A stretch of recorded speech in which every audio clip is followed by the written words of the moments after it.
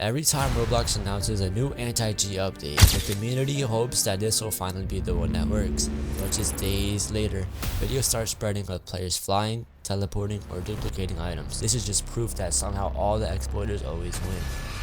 Roblox system known as Byfron was meant to end that cycle. It promised a new age of security, a stronger wall between legitimate players and the people trying to break the game. But for many developers and players, it feels like nothing actually changed. The question is why? Why does Roblox, a billion-dollar platform with millions of players, still struggle to stop people from cheating? When Roblox acquired a company called Byfron Technologies in 2022, the message was clear. They were serious about security. Byfron technology was already used in other major games. It was advanced, powerful enough to scan for injected code, detect memory tampering, and protect against third-party software. On paper, it looked like the perfect solution, but as Roblox integrated Byfron into its platform, players began noticing something different. The hackers didn't stop, they just adapted. Every patch, every update, every announcement was met in silence for a few days, and then the same chaos all over again. To understand why, we need to know how Roblox's anti-cheat actually functions. At its core, it relies on two layers, the client side and the server side.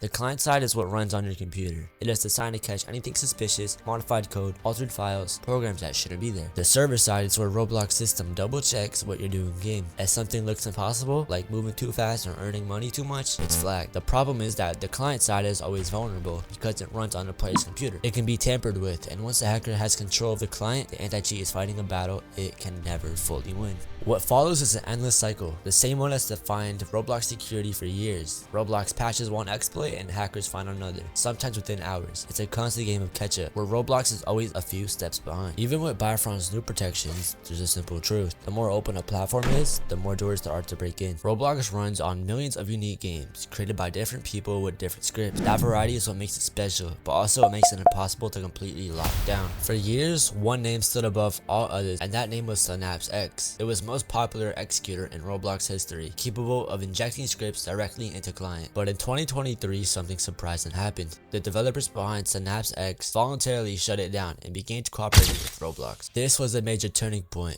and a symbolic moment that showed change might actually be possible. But the victory didn't last long. Other executors took its place almost instantly. Different names, same tools. It showed that the problem wasn't one program, it was the system itself. Byfron isn't harmless because it runs deep in your computer, constantly checking for suspicious behavior. Some players even reported issues with it, frame drops, crashes, and even false spins.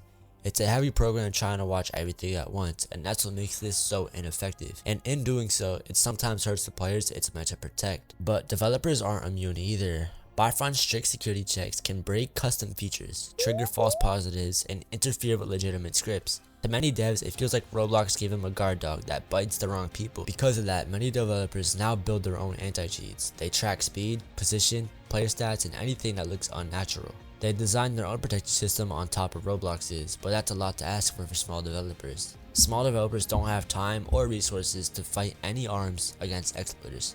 And with every update to Byfron, something else in the game breaks, meaning more testing and more debugging and more frustration.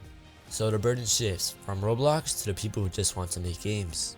If Roblox truly wants to fix this, they need to change the foundation of how their security works. More checks need to happen on the server where hackers can't reach. Less trust should be placed in the client, and instead of only blocking known exploits, Roblox should study behavior, how characters move, how they interact, how they manipulate systems. Machine learning, pattern tracking, and better development tools could all make a difference. Byfron alone isn't enough. It's a wall that can be climbed, broken, or bypassed. For a moment, let's flip things around. What does this world look like from the exploiter side? It's not as chaotic as you'd think. Entire Discord servers are dedicated to breaking Roblox security.